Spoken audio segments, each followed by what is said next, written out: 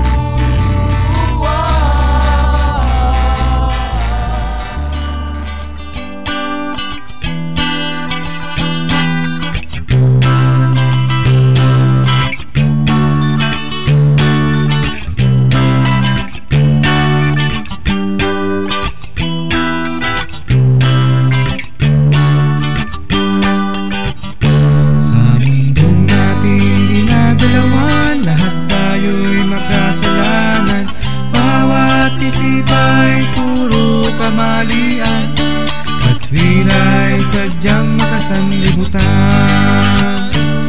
Bakit di natin pasimulan, ihayag ang katotohanan, ibahagi sa kanila ang katuruan, na sa ating Diyos lamang matatagpuan.